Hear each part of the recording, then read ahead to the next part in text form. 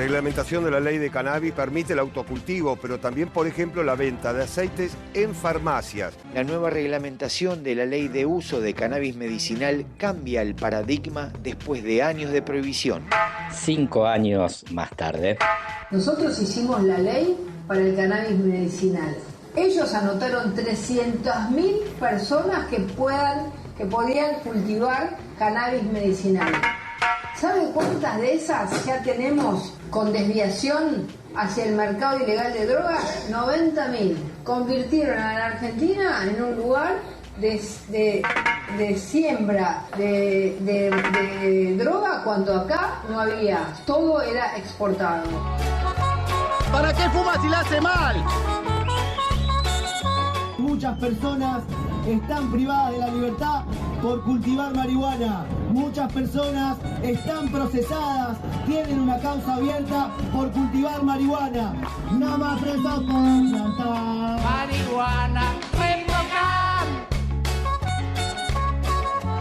Mira, me estoy poniendo tan a gusto que me fumaría un porrito, 10 años más tarde. El fiscal le pide perdón en el juicio. Primer y único caso en el cual, en mis años de abogado, un fiscal al acusado lo podrá absolver, pero jamás le pidió perdón. Acá, antes de absolverlo, le pide perdón y después lo absuelve. No, es una apreciación tuya. ¿Vos fumás marihuana? ¿Alguien fuma marihuana acá? Agustín Aranda, Maricruz Moyano, Soledad Pedrana, Claudio Sokolsky, Cannabitácora. Un viaje de saber compartido. 4ª temporada.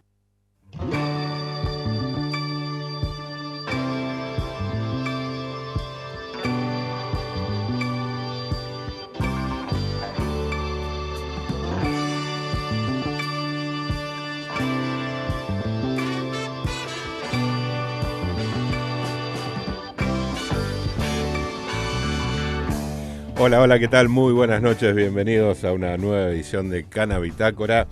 Esta noche fea, pero linda para escuchar radio, si no tenés otra cosa que hacer, con Fede Pasos en los controles y musicalizando.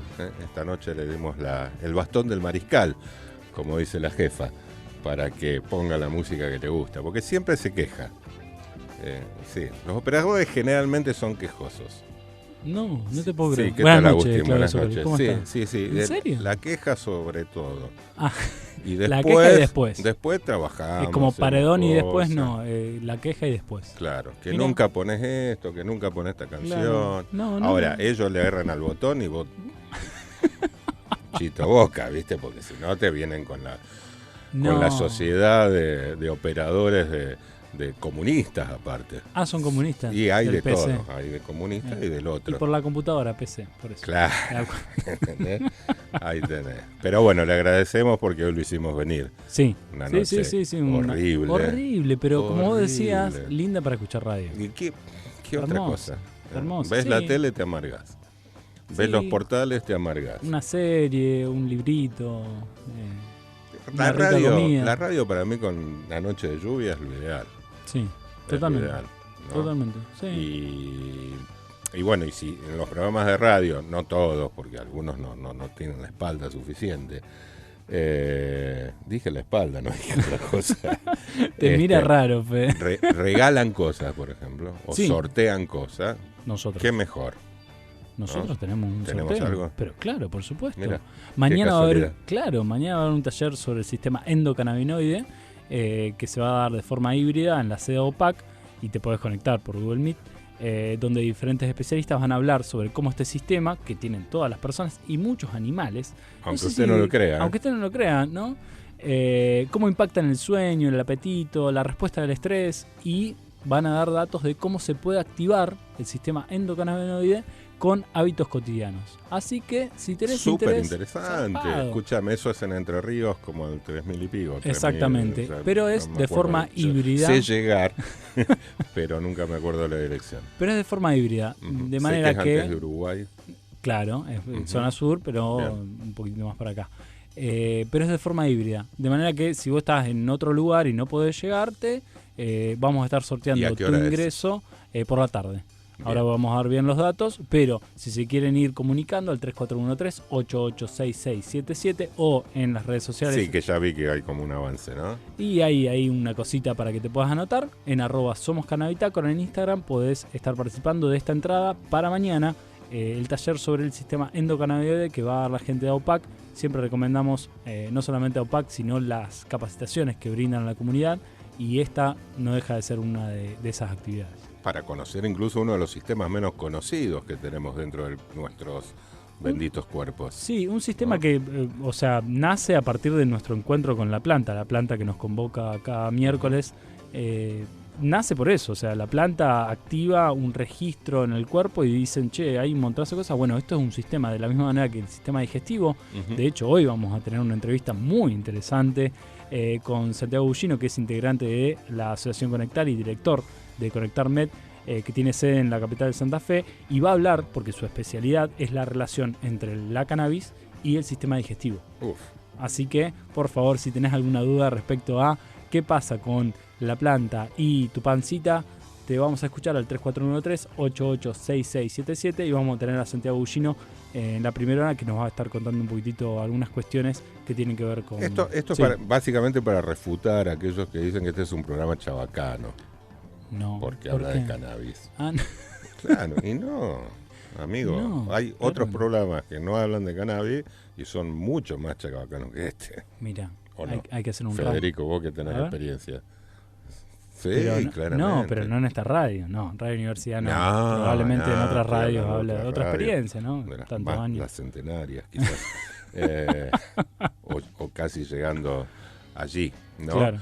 Programa número 108. 108. ¿Qué te trae el 108? No es un bondi. ¿Qué te dice?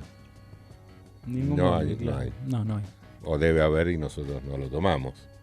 Vos que habitualmente, Fede, que yo uso mucho el 140, por ejemplo. 140. El 102. 102 va como piña. Sí, mirá cuando rápido. lleguemos al programa número 140, traigo al chofer. No es el 115 también se toma muy... yo lo sí, bueno, cada uno. Bastante, claro. Bueno, para ir para el oeste. Bueno, eso puede ser un gancho para la invitación al taller para que se la quiera ganar. Por supuesto. ¿No? Al 3413-886677. Solamente tienen que decir qué colectivos se toman habitualmente y con eso ya es una consigna. Totalmente. Ya para esta noche así de lluvia. Totalmente. Fea y triste. Y me gusta porque vos sabés que este es un viaje de saber colectivo y me gusta esto del colectivo y que nos preciamos mucho de poder contactar con realidades de otros distritos de Argentina. En este caso también en la segunda hora vamos a estar hablando de la realidad de México y de América Latina en general, porque vamos a estar en comunicación con la activista internacional y directora del Instituto RIA, Sara Snap, quien en marzo, y junto a Simón Espinosa, médico y referente de la organización Embola,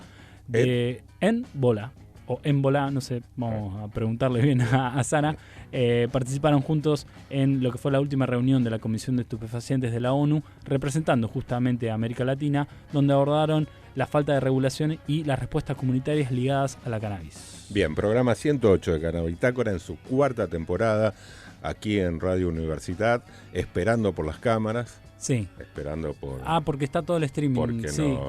En breve. Sí. Creo que sí, no tenemos mucha información porque hay una cámara para el operador. Los programas de la semana, la noche, medio que no nos dicen nada. Nunca nos cuentan nada. Yo tengo una pregunta para Fede Paso. Fede, ¿va a haber una cámara para el operador? Porque acá ya vemos cámaras para las personas. No va a haber cámara para el operador. Bien. Pero se te puede filmar. Si yo con mi celular, claro. Registro, yo te voy a filmar y te voy a pasar acá. Así. Claro. Y lo va a mostrar laburando a Fede Pasos. No te vas a salvar. Estamos en el 3413-886677 para lo que es este taller de mañana en la sede de UPAC sobre el sistema endocannabinoide. Estamos en YouTube para escuchar todos los programas del primero al último, o sea, 107 programas ya en YouTube, en @Cannabitácora. Correcto. Y en Instagram, si también te querés anotar en el sorteo, podés hacerlo siguiéndonos, ya superamos largamente los 1000 seguidores. Sí. Estamos 120, en 1100, bueno, por ahí. No te agrandé, creo que 1026. Orgánico. Orgánico. Lo agarró. Muy bien, está bien, es sí. cierto lo que dice Fede Pasos. Sin ponerle guita a Meta. No. Le ponemos todo acá. No le damos nada a Zuckerberg todavía. Bueno, pero estamos en @somoscanabitácoras hasta que nos expulsen. No. Porque. Y sí, vos puede viste ser. cómo está la situación. Vos la trajiste a la mesa hace una semana. Sí. Y ahora no arrugués, decir. No, es cierto. Es cierto que semanas atrás varias cuentas que tenían que ver con información ligada a la cannabis o reducción de daños de drogas de venta ilegal venían sufriendo lo que se llama baneo, que es la idea de bajar cuentas porque se estipula o la corporación Meta considera que son contenidos peligrosos. Nada de eso hacemos nosotros nos dedicamos a informar, nosotros nos dedicamos a... Ponete las pilas. Animate. Por favor, a esta altura del siglo. Sí, hay que ver tantos años. Son más de 5000 años de la planta, Zuckerberg. Vos ¿cuánto hace que estás? Y es joven, no sé si tiene 40 por ahí. No sé. Pero ¿cuánto está con su empresa y con su emprendimiento? Con Facebook y qué sé yo, 20 años. 20 años, claro, ponele, nada. Para el provisionismo no es nada. Respeto a Zuckerberg, ya que no nos respetás a nosotros, te pedimos un poco de respeto. Bueno, no nos vamos a meter con las grandes corporaciones, por favor, porque así escuchando. nos va. Siempre muy mal. Así que bueno, Fede Pasos hoy musicaliza, así que yo no sé qué va a pasar. A ver si lo puedo pisar. A ver, empezamos. Hasta las 11 en Canabitácora. Viene heavy esta. Qué grande. Y encima me hacen laburar.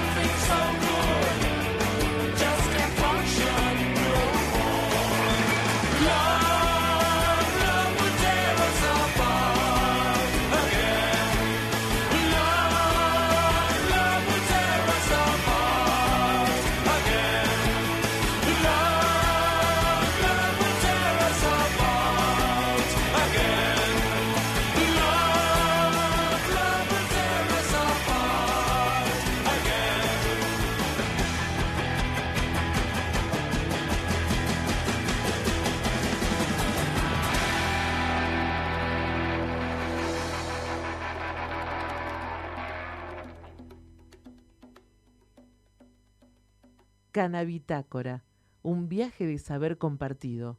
Las vacaciones todavía no terminan. Rosario sigue llena de planes infinitos para compartir en familia. El nuevo Museo de Ciencias del Complejo Astronómico, los centros culturales, los teatros, museos y el tríptico de la infancia. Las plazas siguen vibrando con propuestas al aire libre para chicos y grandes. Aprovecha hasta el 20 de julio para vivir todo lo que Rosario te propone en estas vacaciones. Consulta la programación en rosario.gov.ar. Municipalidad de Rosario.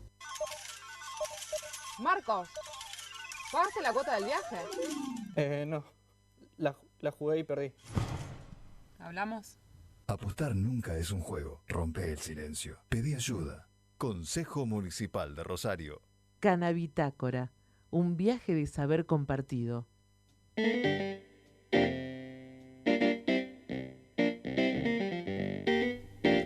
Muy bien. Bien. Así, juntos. Digamos así, pasaron 22 minutos de las 9 de la noche y estamos aquí, en Canabitácora, hasta las 11. ¿Viene después del otro programa? No se sabe. Bueno, lo vamos a enterar en breve. Vamos a preguntar. Saben que el pasado 26 de junio, en la sede de la Asociación Conectar de la capital santafesina, se hizo el conversatorio sobre la noción de reducción de daños de amplio espectro, donde se charló sobre cómo este paradigma aborda transversalmente y propone una respuesta al daño provocado por las políticas, prohibicionistas. Encabezando esta actividad y dando una charla estuvo Santiago Bullino, médico gastroenterólogo especializado en cannabis, integrante de la Asociación Civil Conectar y director de Conectar Med, y por eso le invitamos hoy a Santiago para charlar sobre qué es lo que puede hacer la cannabis para nuestros sistemas digestivos. Santiago, ¿estás ahí? Hola, equipo de Canabitácora, acá estamos, todo bien, por suerte, ¿ustedes? Bien. Bien, terminando de cenar para Mirá, para introducirnos, para introducirnos en el tema. Qué interesante, le decía, ¿qué tal, Santiago? Mucho gusto. Le decía a Agustín que una de las entrevistas que más entusiasmo me da, porque la vinculación, digamos, el sistema digestivo y todo esto es tan importante, tan interesante, ¿no? Se lleva tantas primeras planas, si se quiere, que, bueno, vincular de alguna manera esto con el cannabis, queremos escuchar. Claro. Queremos saber. Dicen que la panza es el segundo cerebro. O el primero, en no sé. Algunos claro. Yo estaría dudando, te digo. No sé. ¿Vos qué pensás, Santiago? Está bien, estamos hablando con... Tal cual. No, coincido. Y un poco, es como dicen ustedes, uno por ahí piensa que es una cuestión de segundo plano, pero yo cuando empecé con esto del cannabis medicinal, que en realidad yo... empecé con el cannabis ya hace más de 15 años por el lado del cultivo, por el lado de hacer semillas. De ahí empecé a vincular a algunos pacientes y a tratar hace más de 15 años, pero nunca me imaginaba que me iba a terminar dedicando a esto, ¿no? Ni cerca. Yo de hecho me especialicé en endoscopía, en muchas otras cosas, hasta el año 2019 y de repente en el 2020, 21, ya me terminé abocando de lleno a esto. Y digo, pucha, ¿cómo no soy neurólogo, psiquiatra, especialista en dolor, algo por el estilo? Todo bien con el cannabis, pero bueno, la gastroenterología, vamos a ver qué onda. Uh-huh. Y bueno, por suerte ahí me empecé a formar, hice algunas diplomaturas grandes, buenas, profundas, y me di cuenta que en realidad en el tubo digestivo, esto que decíamos, ¿no? Al haber más neuronas que en el mismo sistema nervioso central, al estar la mayor producción de neurotransmisores a ese nivel, es que nosotros hablamos que es el primer cerebro y que tiene un vínculo enorme con un montón de procesos, algunos más conscientes, otros más inconscientes, algunos estrictamente necesarios para sobrevivir, otros un poco, digamos, entre comillas, menos importante, pero que todo esto puede ser modulado a través del sistema endocannabinoide. Y ahí hay medidas farmacológicas, donde incluimos, digamos, el uso de los cannabinoides, de los fitocannabinoides de la planta, o de otro tipo de intervenciones con otro tipo de cannabinoides, que si bien no es nuestro palo, somos siempre de la planta completa, pero bueno, también es un mundo enorme y lo más importante es aceptar lo que uno no sabe y tener criterio, ¿no? Para elegir cómo tratar una patología o cómo acercar a una persona hacia el bienestar, que lógicamente muchas veces y siempre en realidad la panza es un eje central para eso.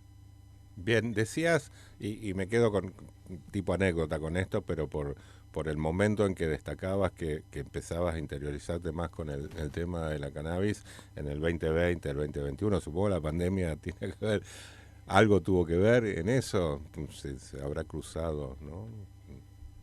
Sí, sin duda, sin duda. En mi caso, yo hasta que arrancó la pandemia no pensaba de eso, siempre fui usuario, siempre cultivé, hacer semillas fue hasta el día de hoy mi pasión. Pero bueno, yo estaba en Colombia cuando se largó la pandemia haciendo una especialidad en ecoendoscopía. Es una cosa que es súper compleja, ¿viste? Que básicamente es una endoscopía, que uno tiene un transductor de ecografía y a través de eso puede operar, digamos, sí, a través de la boca o del ano. Y cirugías complejas que requerían 15 días de terapia intensiva, de repente el paciente se iba a comer a su casa. Pero bueno, es una técnica súper compleja que, claro, cuando volví acá a Santa Fe, me vi sumergido en un mundo en el cual las prioridades son otras, completamente, más que trabajar con la complejidad, es poder trabajar medianamente bien, sobre todo con el equipamiento, con los recursos, con el equipo técnico, los honorarios en tiempo y forma, etcétera. Y fue algo que la verdad que para mí fue una enorme decepción y aparte de un estrés bárbaro en un montón de aspectos, eso no lo pude aplicar. Y de repente yo ahí cuando volví en la pandemia empecé a trabajar en Apucam, que es una asociación que fundamos acá en Santa Fe en el año 2017 con todo un equipo que venía ya del Cúter Club, que bueno, más de larga data todavía, que se fusionó con Madres. Y bueno, yo cuando se fundó Apucam, yo me fui a vivir ahí, me acababa de ir a vivir a La Plata, entonces no fui parte de todo el proceso, porque hice mi residencia allá. Terminó la residencia, volví a trabajar en Apucam y ahí me volví a ir a Colombia, donde me agarró la pandemia. Cuando volví de la pandemia, Apucam estaba devastada, como el 90% de los espacios en la pandemia, ¿no? Sí. De todo tipo. Y bueno, ahí codo a codo con un equipo hermoso que se empezó a formar, muy de la mano de Nacho Hernández, de David Roskin y de otros compañeros y compañeras.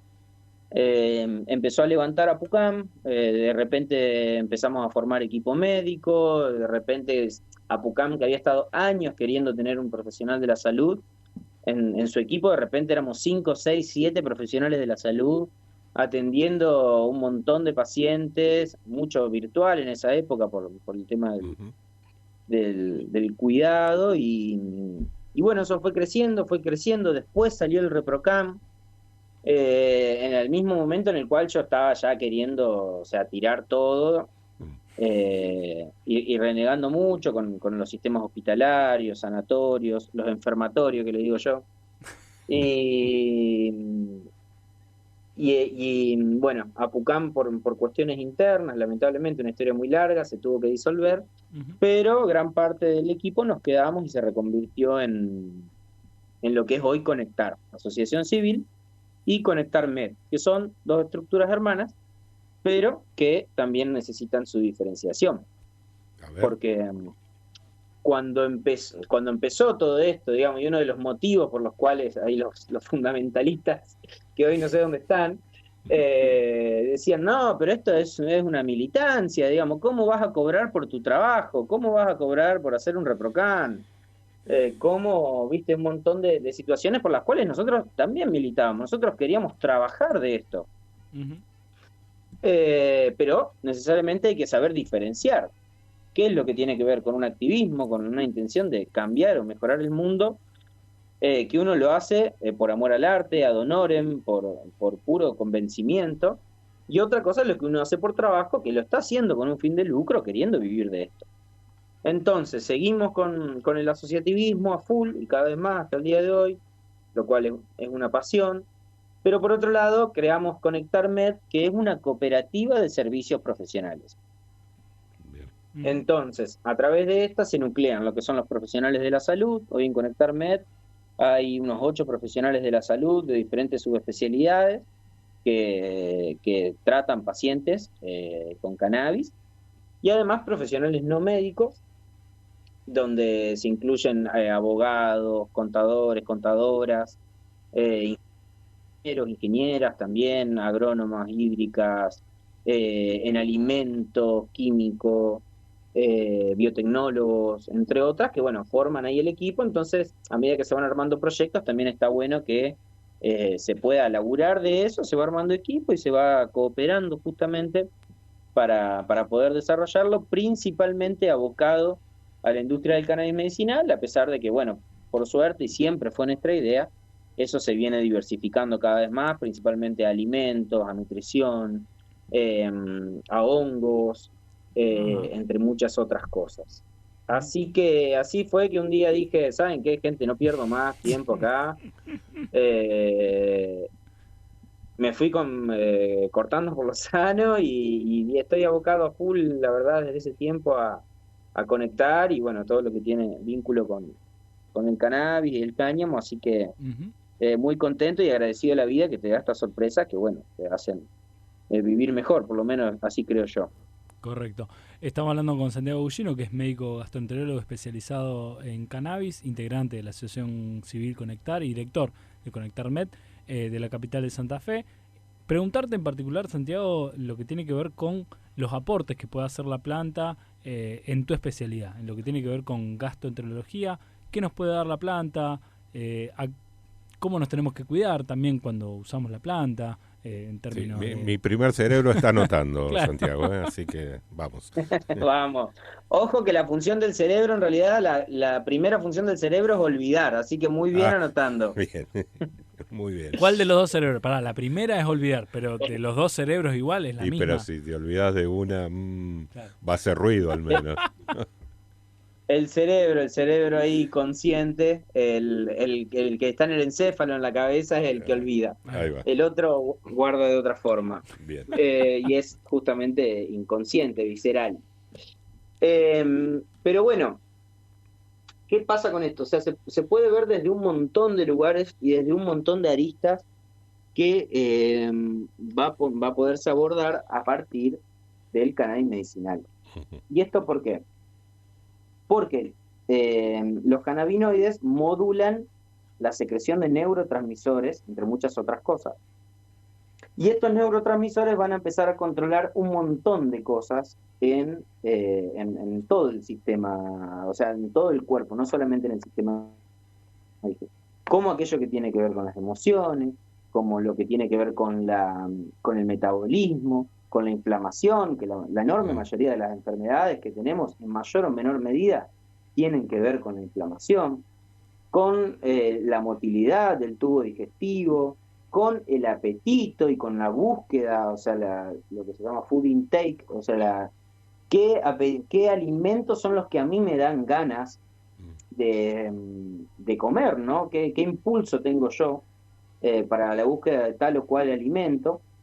Entre muchas otras que podemos profundizar, pero para ir desde lo más general a lo más puntual y específico, es que se viene estudiando muchísimo, y también es un descubrimiento relativamente nuevo y un término acuñado relativamente hace poco, hace menos de 10 años, que es lo que se llama el endocannabinoidoma o sistema endocannabinoide ampliado. Nosotros sabemos que nuestro propio cuerpo genera endocannabinoides, que son sustancias muy similares al CBD, al THC y a otros cannabinoides que tiene la planta, que son estos los que controlan efectivamente los neurotransmisores y hormonas, entre muchas otras cosas. No va que se empezó a estudiar la presencia de un montón de compuestos que se llaman lípidos bioactivos, que básicamente son sinónimos de los endocannabinoides, que se encuentran solamente en el tubo digestivo. Principalmente son lo que se llaman los postbióticos. nosotros sabemos que están los prebióticos, que son... ¿Sí? Sí, sí. Están los prebióticos, que son las sustancias que nosotros le damos de comer a nuestros bichos y a nuestro microbioma y a nuestras bacterias, hongos y virus que viven en la panza, que son billones de microorganismos, y estos controlan un montón de cosas a través de estos posbióticos que ahora les voy a hablar. Entonces, los prebióticos nosotros los administramos como puede ser un alimento, como puede ser un fermentado, como puede ser la fibra, que le van a dar de comer a estos bichos, ¿no? Después están lo que son los probióticos, que son específicamente vida, o sea, bacterias, por lo general son los probióticos, familias y géneros de especies determinadas que se pueden dar en capsulitas, y eso en mayor o menor medida, algunas con más o otras con menos evidencia, ayudan también a tener una microbiota sana. Entonces, prebióticos, probióticos, y están los posbióticos, que en realidad son de los más importantes. ¿Y por qué? Porque la microbiota, esto que dicen, che, es el primer cerebro porque controla todo esto, en realidad lo que controla ese primer cerebro en gran medida es el microbioma intestinal. O sea, toda esta microvida que nosotros tenemos, principalmente en el intestino grueso, en el colon. Y es muy loco porque estos son muchos grupos de bacterias, son a grosso modo 7 grandes grupos de familias que necesitan un equilibrio, necesitan una diversidad para que no haya algún problema y uno se dispare. Y de repente tengo una situación ansiosa o tengo una situación que me cae algo mal o que tengo dolor de panza y nadie sabe por qué es. En otra, guarda no caer en la mano de un cirujano que te saque la vesícula. Entre otras cosas. Y es muy loco que estos microorganismos son los que van a controlar todas estas cosas que yo les decía. Los alimentos que nosotros vamos a querer comer principalmente, porque lógicamente estos bichos también se alimentan de sustratos específicos. Por ejemplo, hay grupos bacterianos que se alimentan de hidratos de carbono, entonces a mí me da ganas de comer continuamente harinas refinadas, que se alimentan de azúcar. O sea, me da ganas de comer azúcar, o otros que se alimentan de fibra y me da ganas de comer verduras integrales, frutos secos, otros que se alimentan de grasa, y así podemos seguir con toda la diversidad nutricional que podemos llegar a tener. Santiago, a ver si entiendo. No somos nosotros entonces los que decidimos qué queremos comer, básicamente. Si no son estos bichos que tenemos adentro.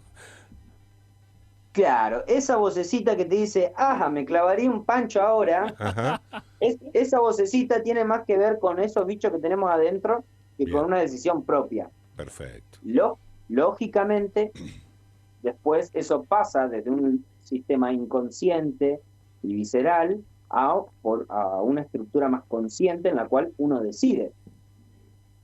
Pero en un mundo donde uno va al súper y tiene 550.000 productos, pero cuando vamos a ver los ingredientes son todo lo mismo, son azúcares, son grasas saturadas, son harinas refinadas, son jarabe de alta fructosa de maíz, son lecitina de soja, entre otras cosas, colorantes, conservantes, petróleo, etcétera, es que esta microbiota se achica.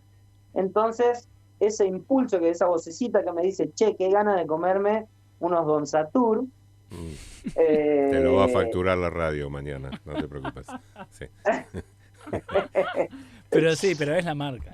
Cuando claro. Vos te da ganas de eso, es de esa marca, perdón. Sí, bien. Sí, o bueno, pueden ser los bizcochitos de la panadería de la vuelta de tu casa, claro. Pero me refiero a ese tipo de alimentos, altos en grasas, saturadas, en harinas, en azúcares. Es que se empieza a volver una especie de círculo vicioso, porque la microbiota se estrecha, se achica, la diversidad disminuye, y eso empieza a ser, cada vez tengo más impulso de buscar estos alimentos, cada vez los como más, entonces tengo cada vez más impulso.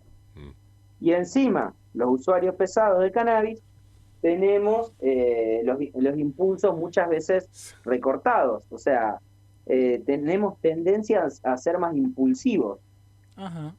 Y ahí, Entonces, llegamos a la interacción con la cannabis. Recuerdo, para comentar de Santiago, hace un par de semanas vino Leo Richardino, periodista conocido de la ciudad, quizá no tanto en Santa Fe, un hombre que fue vocero del gobierno anterior de Perotti, y no es una persona usuaria, y en particular nos decía que él no era usuario, si bien le gustaba la planta, le gustaba lo que pasaba, porque justamente después tenía un impulso enorme para comer. Pero que claro, lo asallaba. Loco. Ahí voy a llegar. Estaba casi llegando a la planta, ¿no? ¿Por qué? ¿Qué pasa? Estas bacterias se comunican con nuestros nervios a través de estos postbióticos. Y no va que resulta que estos postbióticos que secretan las bacterias son una especie de endocannabinoides. Ahí va. Son sustancias que son muy similares a las que produce la planta. El tema es que no son 1 o 2, sino que son más de 100 lípidos bioactivos en un sistema recontra complejo, en las cuales intervienen un montón de receptores, de enzimas que degradan, de procesos, de células diferentes, que al día de hoy es muy difícil tener una especie de previsibilidad cuando uno va a tratar con la planta o con una modulación del sistema endocannabinoide por la forma que sea. Y esto se explica en lo que tiene que ver con la utilización de los cannabinoides en una forma orquestada. O sea, la planta también tiene más de 100 cannabinoides conocidos y nosotros en los aceites que solemos aplicar usamos 2, 3, 4, 5 en altas concentraciones y unos 15 más o menos en concentraciones un poco más bajas. Entonces que ahí la terapéutica se pone un poco compleja, ¿viste? Y tiene mucho que ver como cómo yo aplico la planta, qué tipo de preparado voy a utilizar y cómo voy haciendo el seguimiento de ese paciente para tratar algún síntoma que en mayor o menor medida termina siempre estando vinculado al tubo digestivo. Por esto que yo les decía, por ejemplo, el dolor crónico, que puede venir de una artritis reumatoidea que es de origen autoinmune, o que no se sabe de dónde viene. Pero sí sabemos que tiene que ver con la inflamación de una articulación. Inflamación, sí. Cuando uno habla de inflamación en medicina, habla de que hay una reacción inflamatoria del cuerpo, que va por la sangre, que tiene que ver con los glóbulos blancos, no necesariamente que hay algo hinchado. Claro. No sé si me explico. Las enfermedades cardiovasculares, por ejemplo, que causan los infartos, son enfermedades inflamatorias, que debido a estímulos inflamatorios, como tomar alcohol, como fumar, como tener estrés, como tener malas emociones, entre otras, generan una inflamación en todo el cuerpo, pero más o menos solapada, y esto a la larga se manifiesta como aterosclerosis. Bien. Y todo esto, nosotros, a través de una buena nutrición y de una modulación del sistema endocannabinoide con THC, con CBD, con otros componentes, es que podemos mejorarla. Y otro tema que tiene mucho que ver con esto es lo llamado el síndrome metabólico.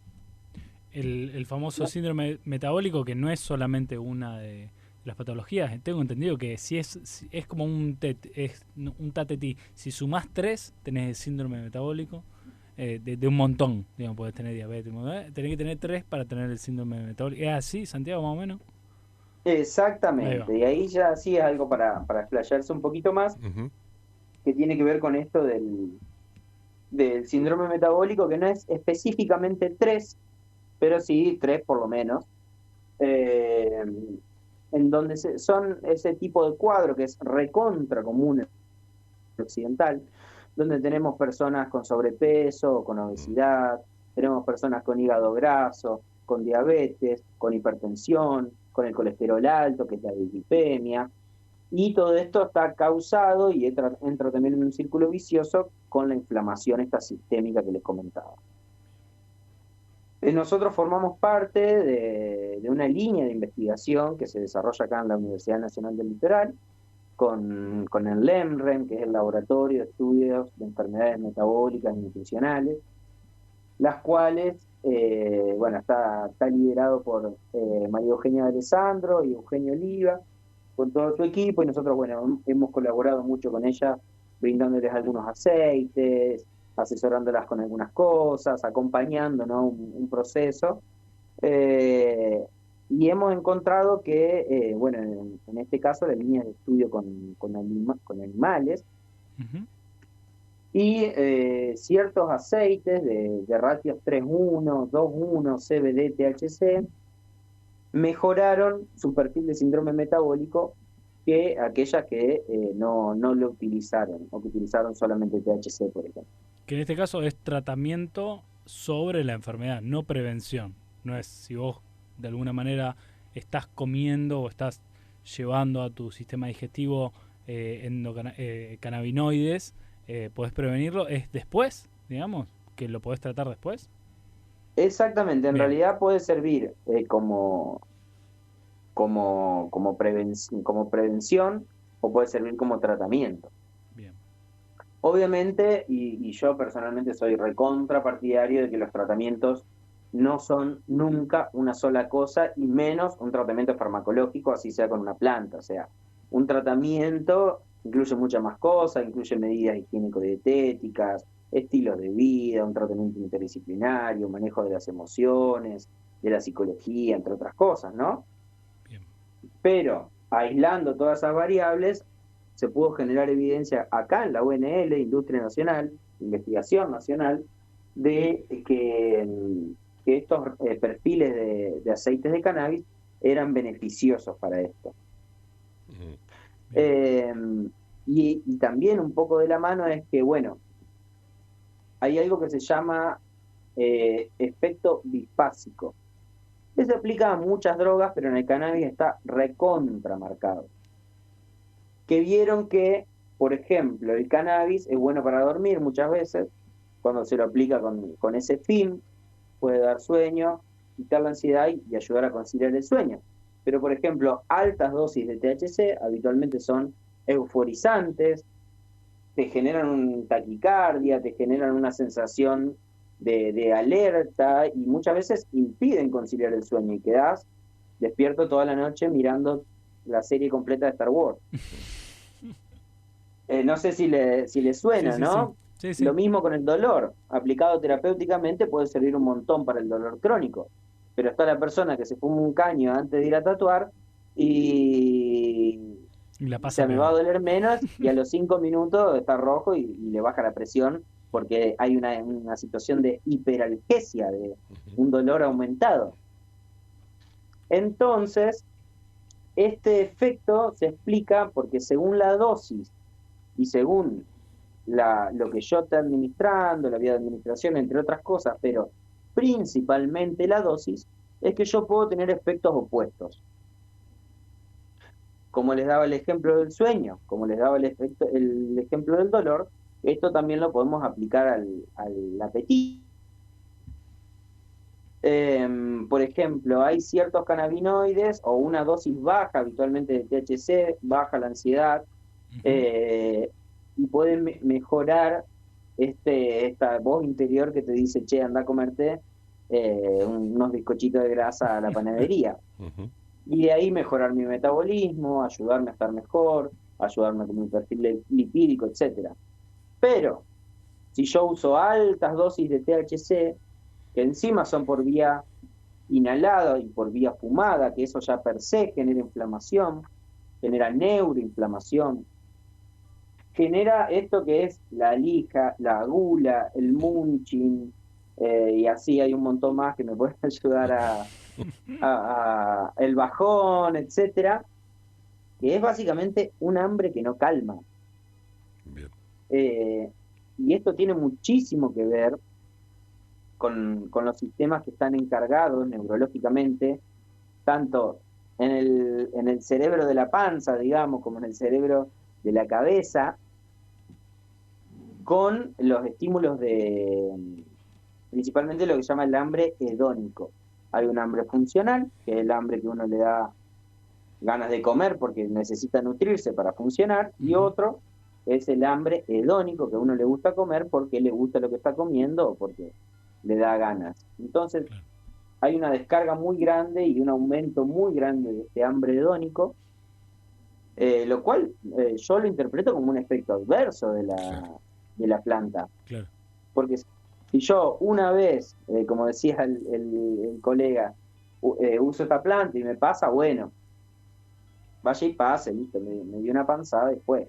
Pero si uso todos los días cannabis y todos los días termino comiendo a la noche un medio kilo de helado antes de irme a dormir, eso va a ser recontraproducente.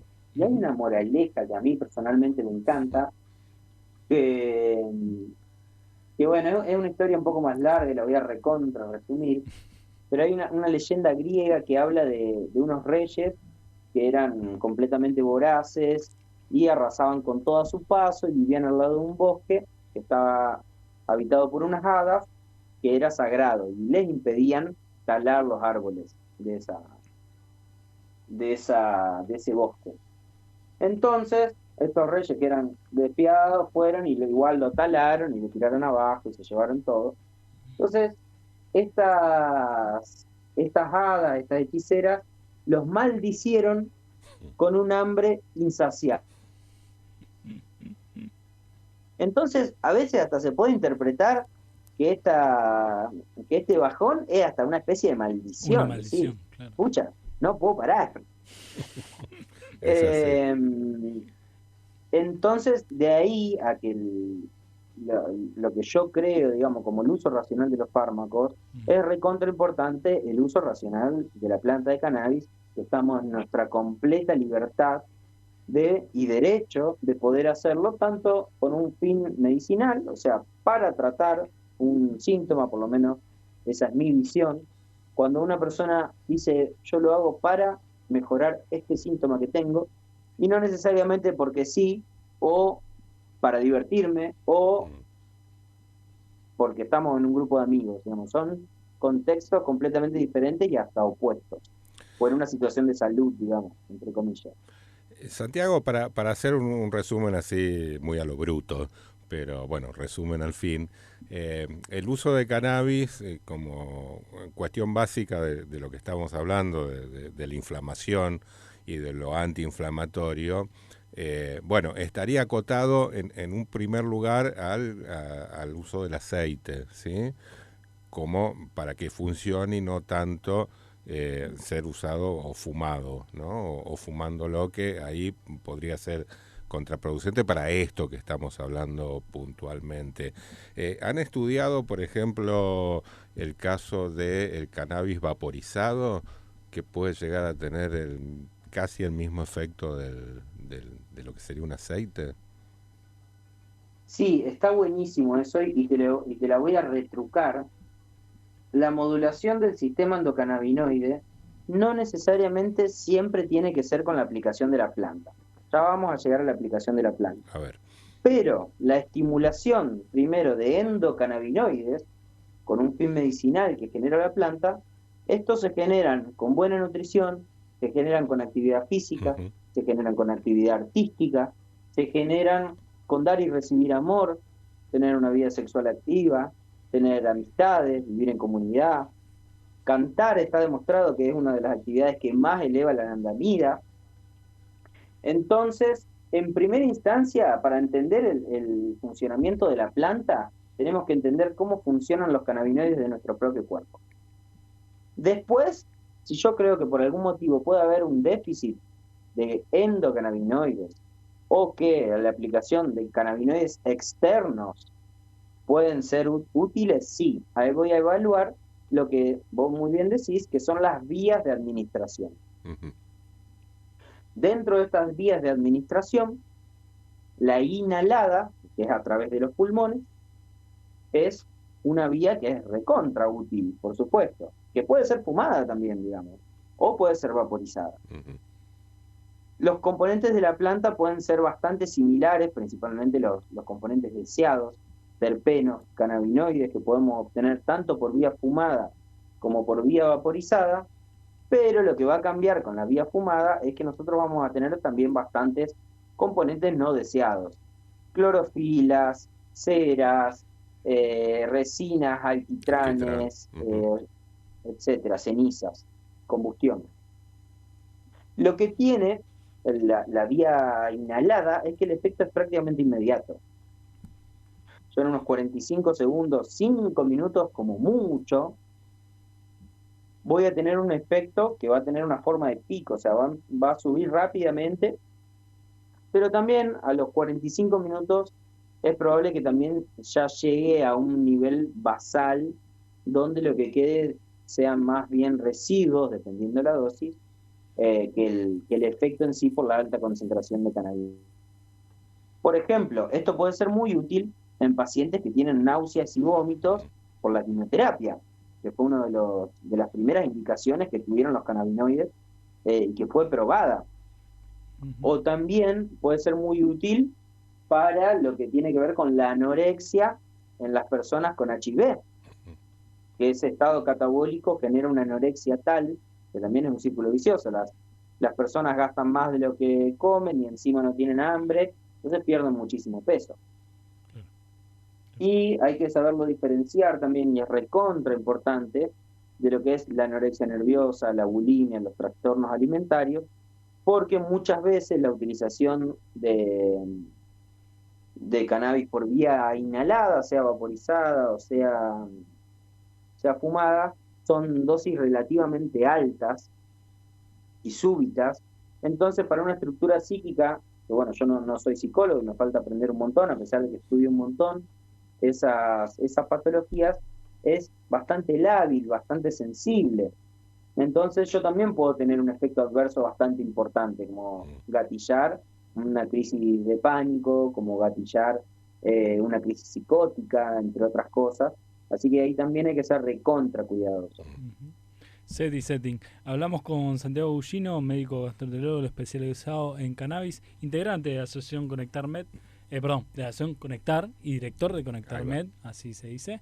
Tenemos un montonazo de preguntas. Yo me quedo con una última de mi parte que tiene que ver con, Santiago, ¿qué investigaciones crees que faltan para poder llevar a nivel popular, masivo, los beneficios que vos bien estás contando que tiene la planta, más allá de lo que ya mencionaste que tiene que ver con hábitos? Los anotamos a todos, hasta cantar.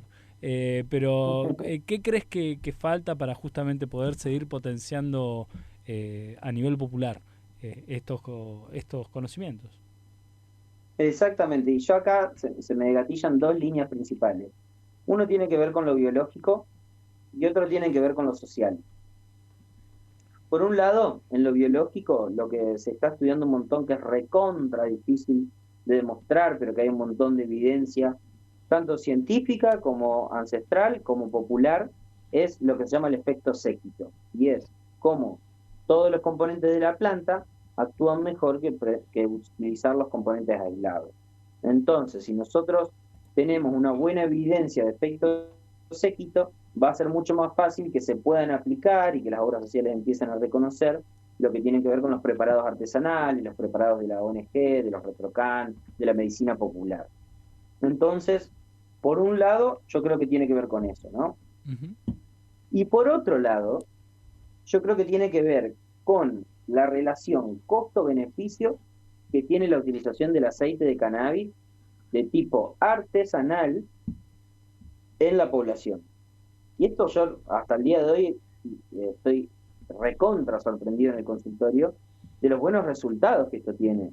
Y yo sinceramente no tengo los mismos resultados que tenía hoy, que tenía hace un año, que tenía hace 5 años con mis pacientes, que tiene que ver con muchas cosas, que es con la calidad de los aceites, cómo uno aprende a llevar el tratamiento, las plataformas que uno tiene para guiar a sus pacientes a que en conjunto modulemos las dosis y las vías de administración y el costo que esto genera. Porque yo tengo pacientes que capaz se gastan 25.000 pesos en la cuota social de la asociación civil, que le da un gotero de 15 mililitros que le dura un mes entero, y con eso se ahorra una torta de fármacos, se ahorra una torta de problemas, y nosotros viendo, o sea, generando esa evidencia, vamos a poder plantarnos al sistema de salud público, privado, o incluso la forma de ver la medicina de la sociedad, de cómo esto es una herramienta realmente potente para ser aplicada y tener una mejor calidad de vida. Clarísimo. Santiago Ullino, médico gastroenterólogo especializado en cannabis, integrante de la Asociación Civil Conectar y director de Conectar Med. Tenemos más preguntas. Sí, quedaron un montón de preguntas. Nos vamos a tener que volver a llamar, sí, Santiago. Vamos a tener que volver a llamar, no sé si Santi. tenés ganas de seguir hablando. Sí, otro favor. día, ¿no? Por favor, porque aparte... Sí, a mí me quedaron unas cuantas. En el listado, cuando llegó a cantar, ahí me fue como, ¿en serio tengo que cantar? Genial. Canto mal, perdón por las personas que están alrededor, así Hacelo que... en privado. Claro, igual, en privado, en pido, la por ducha. favor. No, agradecerte, Santiago, la comunicación, la vamos a volver a hacer en breve. Y recomendar a las personas que no conocen la Asociación Civil Conectar y Conectar Med. Y gracias por dedicarte a esto, que es importantísimo, ¿no? Y ojalá todas las ramas de la medicina puedan tener estas ganas y estas ideas de avanzar en un poco, bueno, remando contra la corriente, ¿no? Claro. Porque esto está claro, sabemos de qué estamos hablando. Solo una última, una pregunta que hace un oyente, hace un ratito llegó un mensaje, pregunta, ¿dónde se hace un estudio de cuáles son nuestros bichos? Si hay sobreseimiento me parece como una palabra muy judicial, sí. O faltan, y dice, hace la aclaración que es para paciente con medicación psiquiátrica. Seguimiento, bien. Sí. Sí, está buenísimo. Hay muchos tipos de estudios. La verdad que el estudio más común es un estudio que se llama test del aire expirado para sobrecrecimiento bacteriano, que solamente te detecta cantidad de microorganismos y te detecta, no te diferencia, o sea, no te habla de diversidad microbiana. Y hoy por hoy los estudios para evaluar eso no solo son costosos y complejos, porque tienen que ver con algo que se llama microgenómica, o sea que básicamente para ver los bichos que hay que ver el material genético que hay, y ahí machearlo con los diferentes grupos bacterianos, entonces re caro, re complejo, y todo, tampoco vas a tener certeza de que por eso está pasando tal o cual cosa. Es algo muy, muy loco y muy complejo de desarrollar. Es algo muy similar que está pasando con la microbiota con el sistema endocannabinoide, que la ciencia ve por el ojo de la cerradura, algo que la medicina popular ancestral lo vienen aplicando hace miles de años. Entonces todavía queda un camino enorme por recorrer con respecto a eso, pero lo más importante para ese tipo de pacientes es que se puedan seguir con sus psicólogos, con sus psiquiatras, y que estos también pongan a la nutrición principalmente como un eje clave en la terapéutica. Eso es recontra importante que se empiece a aplicar. Excelente. Clarísimo. Y saber que en la capital de Santa Fe hay investigaciones en curso, saludar a la gente de la UNL al respecto. Hay algunas novedades incluso sobre avances en términos de hacer un pan con cáñamo. Después lo vamos a hablar eso. Pero sí, estamos muy cerca de Santa Fe y es muy lindo ver tanta gente laburando para justamente lo que dice Santiago, poner en primera plana lo que tiene que ver con la nutrición y lo importante y lo vital que es para nuestra salud. Santiago, muchísimas gracias por tu tiempo, vamos a volver a contactarnos en breve. Muchas gracias, Agus. Antes de terminar, ¿puedo pasar un chivo? Por favor. Tenemos sábado 9 de agosto, día cargado en Conectar. Tenemos 2 eventos en simultáneo, uno que tiene que ver con un proyecto de extensión de la UNL vinculado a síndrome metabólico, pero lo ampliamos mucho más. Y yo personalmente voy a hacer toda una jornada que va desde las 10 de la mañana hasta las 2 de la tarde, donde voy a abordar generalidades de la planta y un análisis exhaustivo del sistema endocannabinoide aplicado a todas las especialidades médicas, o a la mayoría, o las más importantes, que es específicamente para estudiantes avanzados y profesionales de la salud.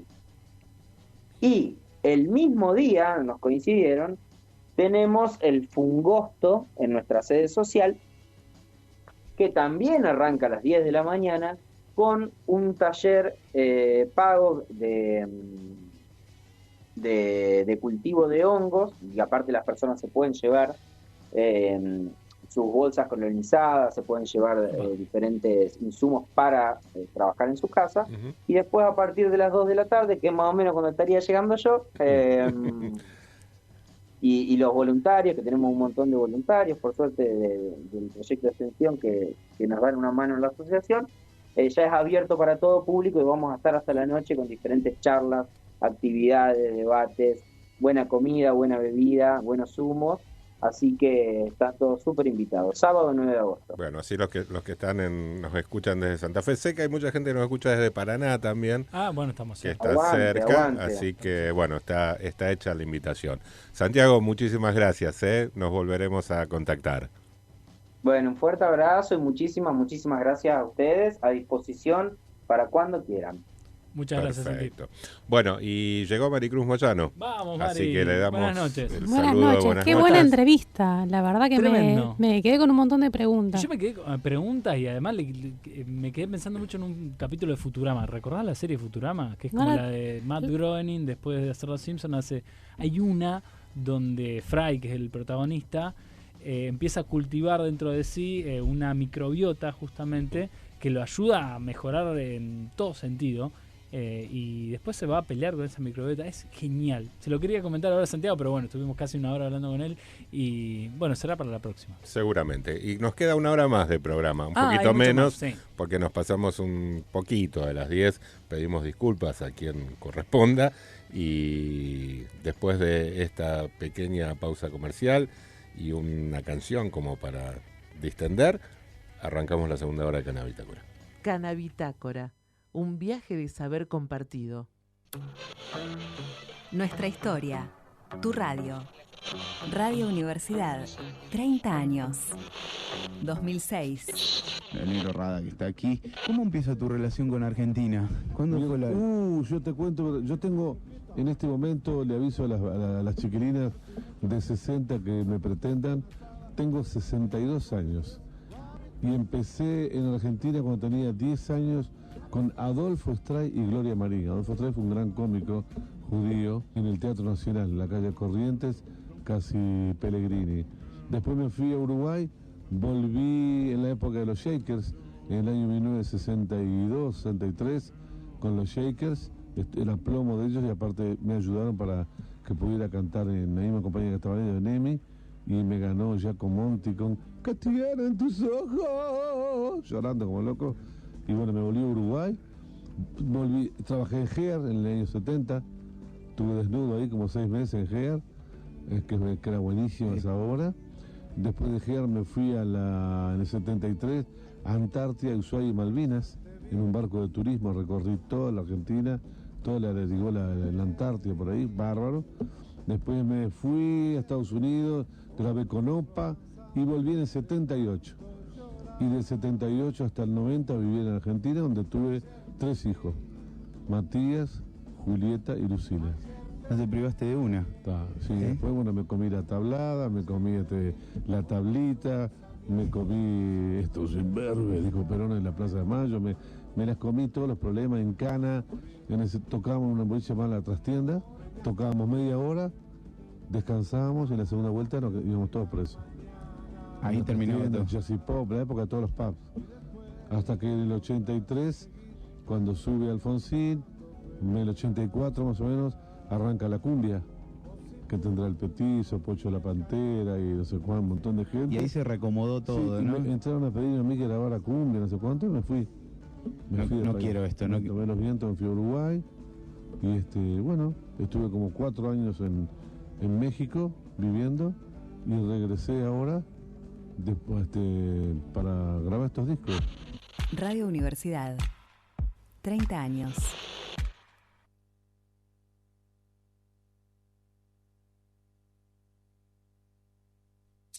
Las voces de los graduados de la Universidad Pública. La verdad que todavía recuerdo el primer día que entré en calle Pellegrini para anotarme a los cursos de ingreso, cuando todavía estaba en la secundaria, lleno de expectativas y parece que hubiera sido ayer. Como hija de trabajadores, llegar a la universidad pública desde otra provincia es un enorme privilegio, pero también, sobre todo, es una apuesta. Agradezco el aguante de mis 4 hijos y de mi esposo. En mi caso también soy la primera graduada universitaria en mi familia. Y todo esto se lo debo a esta universidad tan hermosa, pública, gratuita y de un valor humano excepcional. Mi paso por la universidad no fue tan fácil, ya que vivo en Rosario y me levanto muy temprano todos los días a las 4:30 para poder tomar el cole de las 5:30 y llegar a clases a eso de las 7:30. Creo que la universidad va mucho más allá de prepararse para una profesión, sino que sirve para enriquecer la vida. La búsqueda de conocimiento es parte de la construcción de identidad. Más allá de todo lo que aprendí en referencia a la fonoaudiología, también aprendí muchísimas cosas para la vida. Con respecto al mejor promedio, creo que la clave es que además de haber sido estudiante, siempre fui muy deportista. El deporte me enseñó a tener disciplina, concentración y organización, conceptos claves para llevar adelante una carrera. UNR, mucho más que una universidad. Radio Universidad 103.3. Stella Artois te lleva. Silence, please. Thank you. Stella Artois te lleva. I said silence, please. Stella Artois te lleva a Londres a ver Wimbledon. Ingresá a stellartois.com.ar para participar y viajar a ver el mejor tenis del mundo. Stella Artois, un sabor que vale más. Para más información, ver bases y condiciones en stellartois.com.ar. Beber con moderación. Prohibida su venta menores de 18 años. Son solo 6 pasitos, Kini 6. 6, 5, 4, 3, 2, 1, Kini 6. Son solo 6 pasitos. Este miércoles el Kini 6 sortea un super pozo de 2.800 millones de pesos. 6, 5, 4, 3, 2, 1, Kini 6. Estamos en las redes. Búscanos como Radio UNR en Instagram, Twitter y Facebook. Canabitácora, un viaje de saber compartido.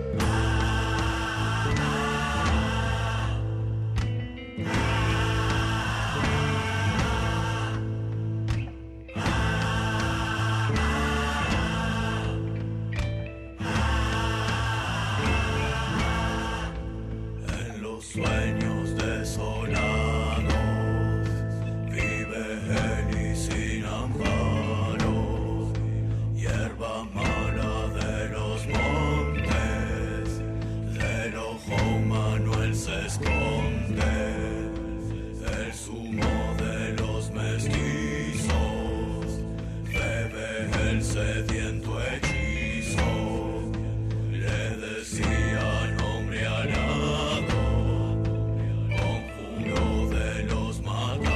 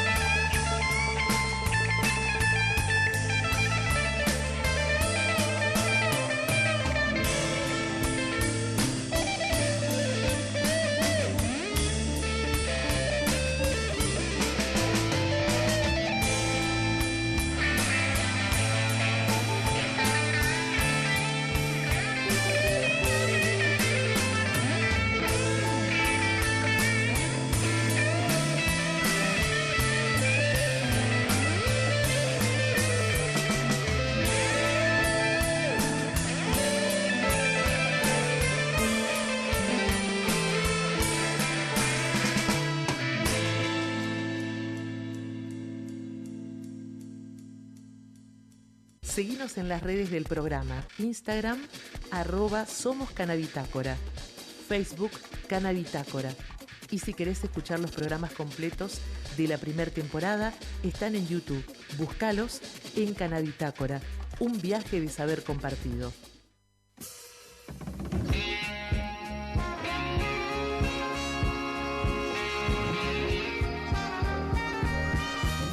Bueno, 18 minutos pasaron de las 10 de la noche, ya ingresamos en la segunda y última hora de este Canabitácora número 108. Tremendo. En el aire de Radio Universidad. ¿Qué tú? Un programa que se pasa volando. Se pasa volando. Sí. Correcto. Saben que en marzo 2 personas de América Latina participaron de la 68 edición de la Comisión de Estupefacientes de Naciones Unidas, allá en Viena, Austria. Una de ellas fue Sara Schnapp, quien es directora del Instituto RIA, una organización mexicana que hace investigación e incidencia en políticas de drogas dentro de un marco de justicia.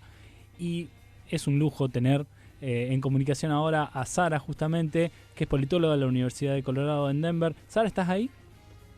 Sí, hola, buenas tardes, buenas noches. Buenas tardes para vos, buenas noches para nosotros. Muchísimas gracias, es un lujo para nosotros tenerte en comunicación.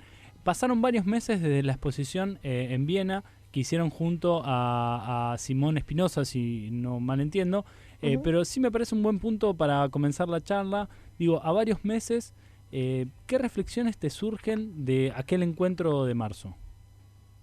Bueno, lo que sucedió en marzo es algo que sucede cada año, que es una reunión de la Comisión de Estupefacientes que se reúne por una semana en marzo y después tiene una sesión en diciembre, pero en general la sesión de marzo es la más importante. Yo llevo unos 13 años asistiendo y esto es un espacio donde los 53 estados miembros que forman parte de la Comisión de Estupefacientes, que es un órgano de ECOSOC de las Naciones Unidas, discutan resoluciones, ¿no? Y en algo que se llama el Consenso de Viena, donde esas resoluciones se aprobaban por consenso. Esto significa que se diluyera, cualquier como discusión sobre el lenguaje, había una dilución hasta el denominador más bajo, ¿no? Pensemos que Rusia se tenía que poner de acuerdo con Uruguay, con Suiza, ¿no? Entonces, con Canadá. Entonces eran los más prohibicionistas contra los más progresistas. Y en una lucha de palabras, de semántica, pues en general el status quo seguía manteniéndose. Pero lo que hemos visto en los últimos 2 años y en este año en particular es que se rompió ese consenso.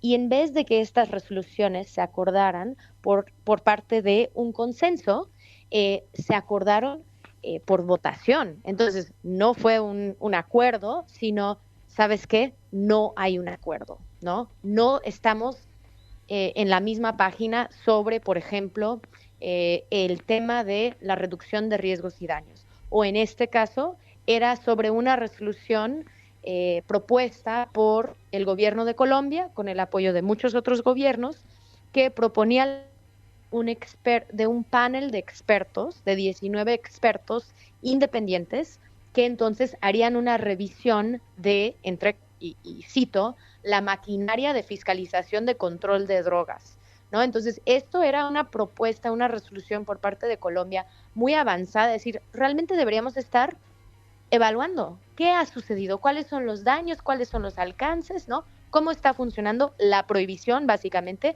a nivel global.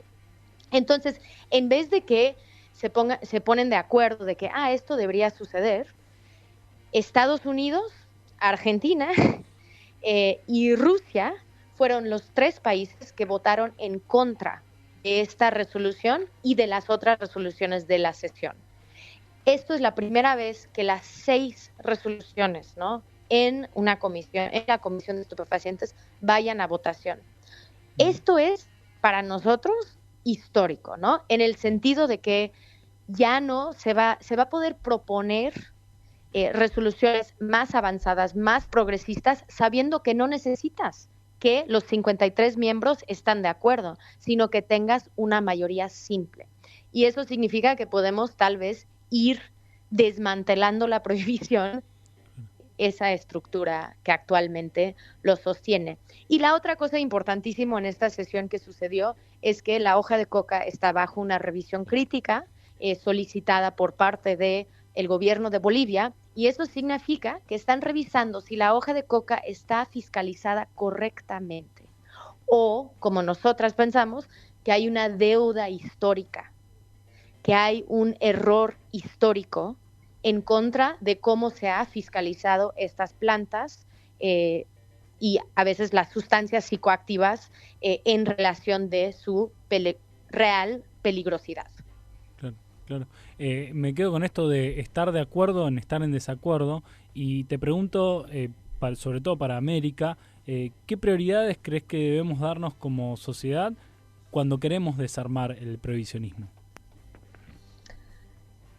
Pues yo creo que cada contexto depende, ¿no?, de cuáles son sus necesidades. Pero cuando pensemos en la región, sabemos que hay un gasto sustancial de los recursos de los sistemas de justicia en perseguir a delitos menores y muchos relacionados con cannabis. Entonces, por eso ha sido, y también porque es la sustancia ilegal más consumida en el mundo, ha habido, ¿no?, mucho más movimiento y es una prioridad. Es una prioridad porque es una forma de demostrar que es posible, ¿no? Y lo vemos en jurisdicciones donde han regulado. Uruguay está ahí haciendo una revisión, una evaluación de sus 10 años de su política de drogas que incluye la regulación legal de un mercado para uso adulto. Y entonces, y cuando sucedió Uruguay, todos pensamos, bueno, ya va a ser muy rápido, ¿no? Vamos a sacar esto. Pero pues ha sido más difícil justo por la estructura internacional y las convenciones internacionales. Pero mientras vamos picando piedra en la prohibición, en el tema de cannabis, ¿no?, en proponer modelos de regulación que pueden ser no comerciales o pueden ser comerciales dependiendo del contexto, en que liberamos los recursos del sistema judicial para no perseguir esos delitos, ¿no?, y con eso demostrar que hay un costo-beneficio a estas políticas para los gobiernos. Esos son prioridades.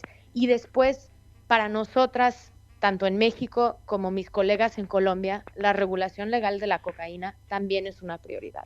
Sabemos que si no se avanza en una regulación legal con un enfoque de justicia social entre países, ¿no?, que sea Colombia y Suiza, Colombia, Uruguay, Colombia, viendo estos acuerdos, porque no creo que va a ser algo que todo el mundo se va a poner de acuerdo, pero es algo que si no se hace, nuestros países van a seguir sintiendo los efectos enormes de la prohibición, que es la violencia, ¿no? Es la corrupción del Estado, es la falta de oportunidades económicas para estas comunidades que participan en estos mercados, es la criminalización de las personas usuarias. Entonces, y lo vemos, ¿no? Y yo lo veo cuando voy a otros países y hablan de la colombianización o la mexicanización de sus países, y eso nos duele, ¿no? Y sabemos que todo eso, esas ideas y esas concepciones están vinculados a los mercados ilegales de drogas. Y esos mercados ilegales de drogas y todas las consecuencias de esos mercados ilegales ha sido por nuestra culpa como sociedad o como élites políticos que han tomado esas decisiones de mantener una prohibición, pero que hay otros caminos que se pueden tomar, que es la regulación legal, que se acompaña con tratamiento de calidad, que se acompaña con esfuerzos de reducción de riesgos y daños, pero entendiendo, y es importantísimo, que más del 80% de las personas que usamos alguna sustancia ilegal en el mundo lo hacemos sin generar un uso problemático o una dependencia. Esto significa que no necesitamos ni tratamiento, ni pues no vamos a buscar la abstinencia, sino que requerimos información, un acceso seguro, servicios de reducción de riesgos y daños y gestión de placeres. Entonces, yo veo muchas prioridades tanto en la incidencia política a nivel regional, como veo el surgimiento y el fortalecimiento de un movimiento regional que va avanzando a pasos gigantescos, y más cuando nos comparan con otras regiones del mundo, ¿no? En América Latina es donde estamos viendo este discurso de la gestión de placeres, de la politización de las personas usuarias, ¿no? De que tomemos las calles, de que me cuentan, ¿no? Como un dato, yo quiero que me cuentan porque mi consumo funciona con mi vida, soy una persona productiva, soy una persona que tiene mi familia, etcétera, etcétera, etcétera, todas las identidades que tenemos, soy una persona poliusuaria, ¿no? Planeo mi consumo, lo que sea, todo eso lo estamos viendo y está llegando desde América Latina por también un cambio generacional que estamos viendo y viviendo, y yo lo veo desde Argentina, Uruguay, hasta México, hasta el Caribe, ¿no? Sara, ¿qué tal? Buenas noches. Me parece interesantísimo tomar como referencia el enfoque de justicia social del que hablas, ¿no? Porque cuando hablabas de usuarios y hablabas de cuestiones vinculadas más a lo individual, si se quiere, ¿no? Al usar cualquier tipo de drogas, el enfoque político de la justicia social está como poco reconocido, digo, es como que se deja un poco de lado en la agenda y se termina perdiendo lo que marcás muy claramente, ¿no? Esta gran diferencia entre lo que es un enfoque de justicia social, que si no, como dijiste alguna vez, este proceso termina siendo vulnerado por el mercado. Y estamos hablando de una región donde, bueno, salvo algunas honrosas excepciones en este momento, la mayoría de los países de la región estamos atravesados por un proceso neoliberal y pro mercado muy, muy fuerte, ¿no? Sí, totalmente. Y lo desde México y también Colombia y en otros espacios, justo hemos hablado de que no cambiamos las políticas de drogas solo por cambiarlas, ¿no? Sino es porque queremos que forma parte de la reparación del daño. Entonces eso significa que nos estamos echando mucha más responsabilidad, ¿no? Estamos esperando a que la política de drogas tenga un impacto diferenciado a lo que esperamos de otras industrias, ¿no? Entonces ahí es donde, y desde Instituto RIA, hemos venido desarrollando qué significa la justicia social, ¿no? Y para nosotras son cuatro principios, ¿no? El primero es reconocer que hay grupos que han sido históricamente vulnerados, ¿no? Y cada contexto tiene cuáles son esos grupos. Es buscar nivelar la balanza de la justicia, es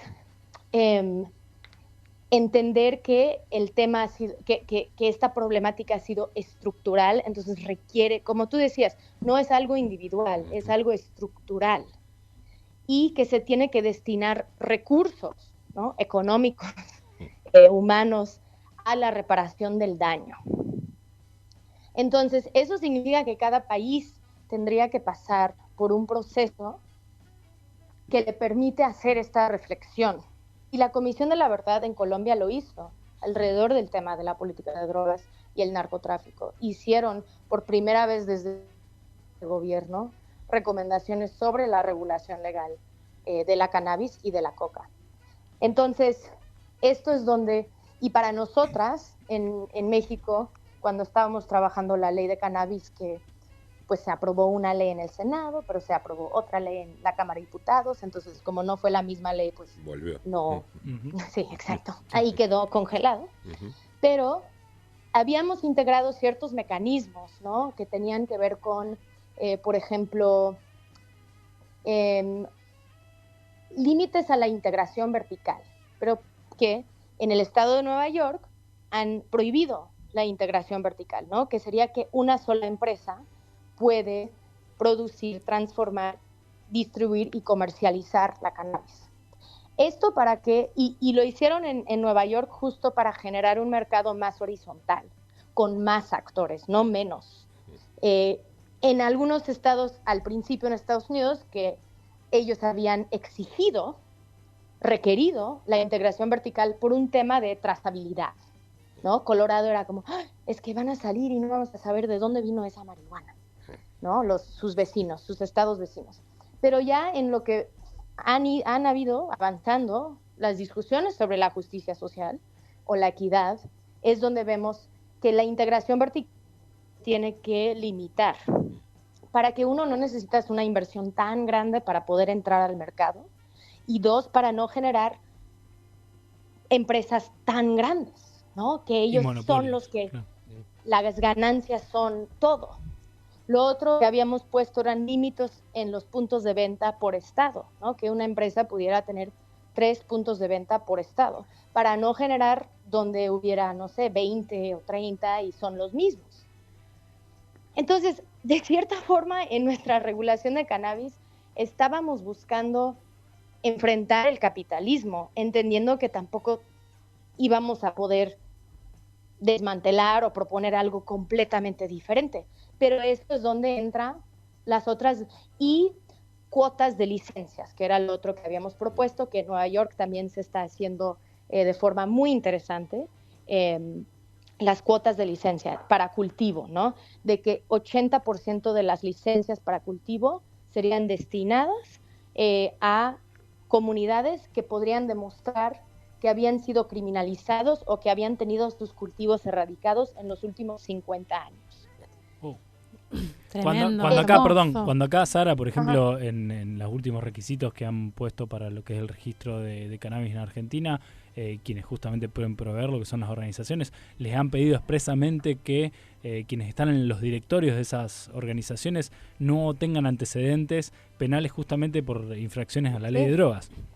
Sí, por infracciones a consumo de la ley, o sea, por infracciones en situación de consumo, no en comercialización o tal, es increíble. Increíble. Sí, y es como logras cambiar el discurso para entender, no, ¿sabes qué? Los que queremos que estén en el registro en un mercado legal son los que tienen antecedentes penales. Son los que no van a tener oportunidades fuera del sistema, ¿no? Son los que hemos criminalizado durante décadas y años, ¿no? Y eso es algo donde en Colorado también al principio no dejaban que tuvieras antecedentes penales para participar en el mercado. Ahora, en Nueva York, con su ley, tú tienes que poder demostrar, ¿no?, que has sido criminalizado o que has cultivado o participado en el mercado ilegal para poder participar en el mercado legal. Porque no es una invitación a cometer crímenes, tampoco. ¿Qué? No es una invitación a cometer crímenes en particular, es una reparación. Sí, es una reparación. Y las críticas hacia Nueva York eran, es que van muy lentos, ¿no? Pero han sido muy intencionales, han sido muy estratégicos. Eso era lo que ellos querían y necesitaban. Y cuando ves los datos es como, sí son una mayoría de empresas que son de o latinos de estadounidenses, ¿no? Entonces, hay toda una cosa de que, y ustedes están viviendo los retrocesos, ¿no? En Sí, Argentina. justamente. Y un reacomodo a Reprocan y probablemente no va a ser algo positivo de lo que yo he leído.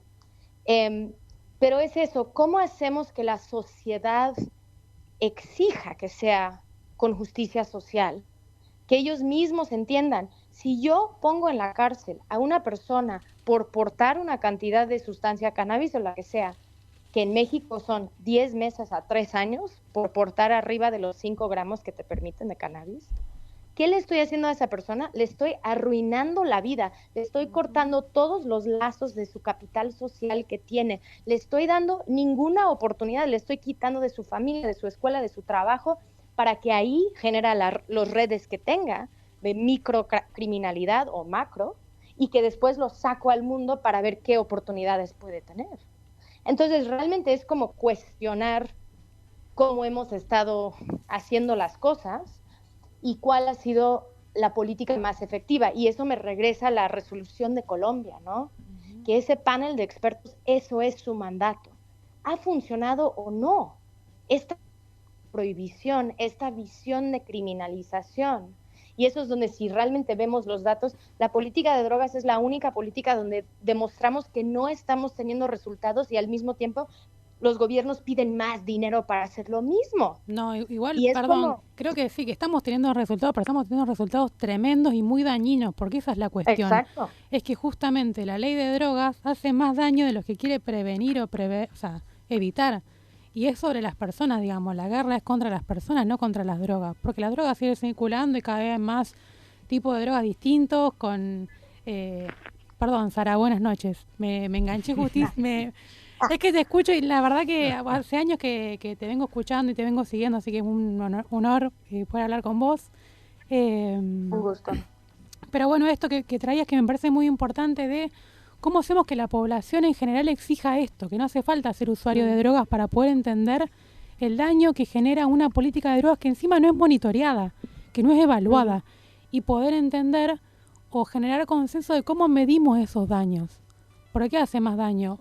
Tener, digamos, ser usuario de drogas, tener unos gramos de cocaína en el bolsillo o una aplicación de una ley penal que te deja por fuera de un montón de circuitos y vínculos y redes de sostén y de oportunidades que te pueden llegar a, si tenés un problema de consumo, que es una cantidad ínfima de personas en el mundo que tienen un problema grave de consumo, puedas tener una salida, digamos, te corta posibilidades por todos lados.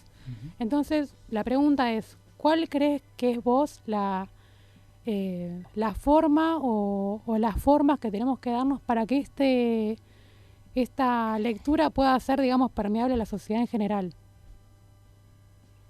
Sí, muy buena pregunta y probablemente todos podríamos responder esa pregunta y hacer una estrategia, ¿no? Y eso es lo que creo que como la sociedad civil es lo que hacemos, ¿no? Y en RIA hacemos investigación aplicada para levantar datos que los gobiernos no están viendo, hacemos incidencias, sí, con tomadores de decisiones, pero también es como cómo comunicamos, cómo hablamos de esto. Y también, honestamente, yo creo que va a ser un cambio generacional. Entonces, por un lado, que siempre estemos teniendo conversaciones con las personas basadas en investigación, en evidencia, ¿no? En datos, en nuestras propias experiencias también, si la persona, si tú te sientes segura en tener esas conversaciones, porque poner a la gente, pero si puedes ir rompiendo ese estigma, ese prejuicio, ¿no? Como ese, entonces tú interesante, ¿no? Y que lo puedes, sí, respaldar, ¿no? Con tus argumentos y tu evidencia. Y después hay algo donde y nosotras hemos estado trabajando como más en espacios pedagógicos recientemente, que ha sido interesante, y eso es donde vemos, por un lado, que los maestros no tienen idea y están todos así muy, pues sí, como les da miedo todo, y por otro lado, que los estudiantes ya es un chip que ya tienen, y lo que ellos necesitan, y lo que nosotras estamos buscando es que haya más conciencia sobre el autocuidado y el cuidado colectivo, ¿no? Y de que cómo entonces si consumas una sustancia legal o ilegal, que todo mundo consume, la mayoría consumen alguna sustancia legal y también ilegal, ¿cómo podemos generar mayores herramientas, ¿no? Para eso?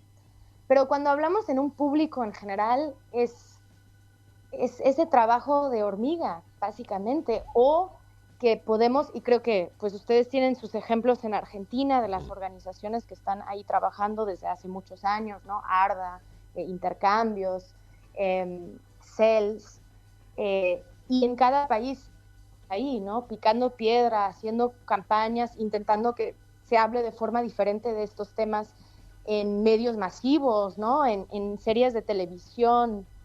Pero yo creo que al final lo que cambia a una persona, y más una persona de la edad de nuestros papás o por ahí, es de que tengan una conversación uno a uno y donde podemos como tal vez comparar, es que yo consumo cannabis y tú consumas alcohol, pero porque a mí me siente mejor esto, ¿no?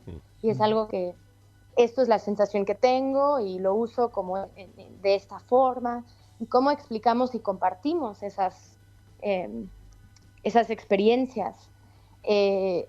Pero realmente es como, es la gran apuesta de hacer pedagogía, de compartir, y en México lo hicimos mucho, por ejemplo, con el movimiento de víctimas de personas desaparecidas y sus familiares, para que ellos también no nos vieran a nosotras, las personas usuarias, como el problema o la causa, ¿no? Por la situación que está pasando o por la desaparición de su ser querido, sino que pudieran saber, es que esto ha sido una política impuesta por muchos años por Estados Unidos y ahora implementada totalmente por nuestros gobiernos, básicamente. Sí, que incluso pero también... en México sí lo sentimos todavía, ¿no? Estados Unidos está ahí y entonces estamos respondiendo a eso.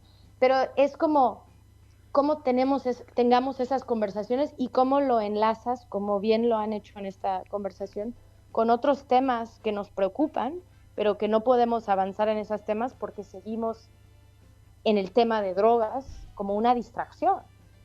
Totalmente. Me parece re interesante esto que traes de la pedagogía, del conversar, de compartir la experiencia, y esto de poder trabajar también con las personas los familiares de víctimas de desaparición, y entender que también digamos, las dos personas, si se quiere, o los dos grupos son víctimas de la misma ley de drogas que, bueno, genera, digamos, daños colaterales por todos lados, no solamente contra las personas usuarias, sino esto, digamos, genera contexto de violencia, y digamos, vuelvo hacia un principio cuando hablabas de cómo se viene dando el fenómeno de la discusión de drogas en el plano mundial, y cómo Latinoamérica viene impulsando una mirada distinta que tiene que ver con un posicionamiento de los usuarios de drogas como usuarios responsables y politizados, pero justamente por esto, porque somos quienes también estamos poniendo los muertos, digamos, estamos poniendo los desaparecidos, estamos poniendo los cuerpos, estamos poniendo el daño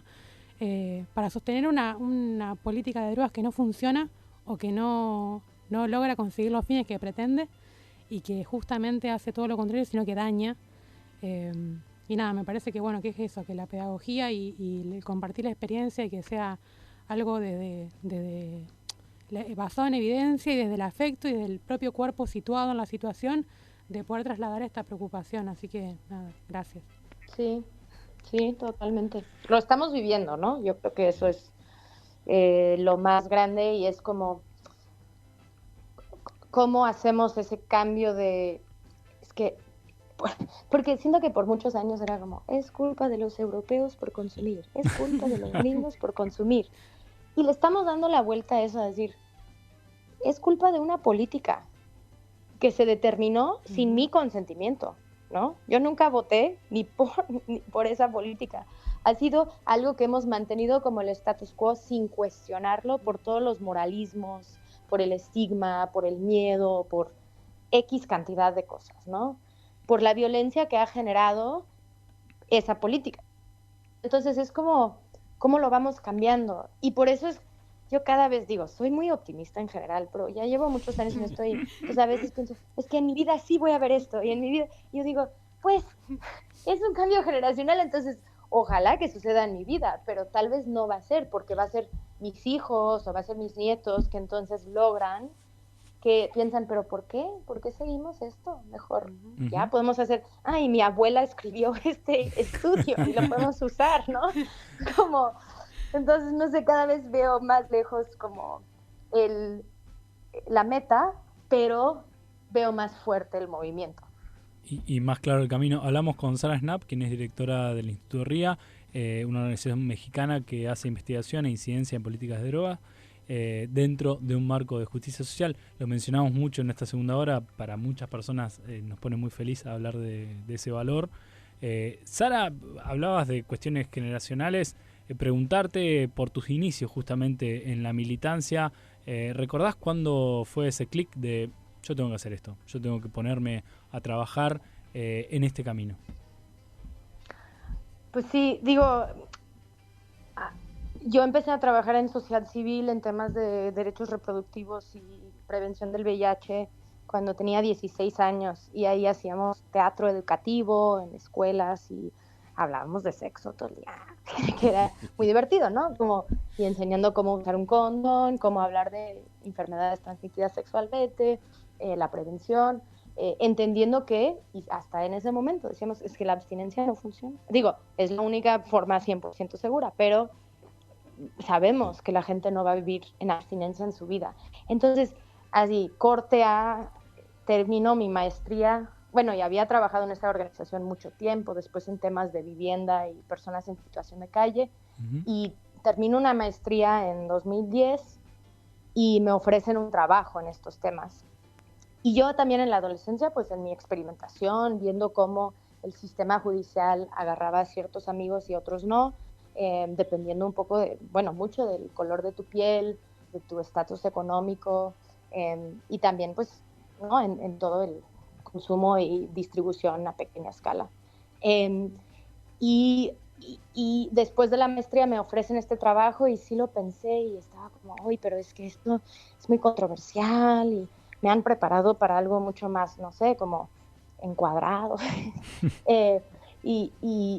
Y decidí al principio un año, no lo hice y no tomé el trabajo y regresaron y me lo ofrecieron de nuevo.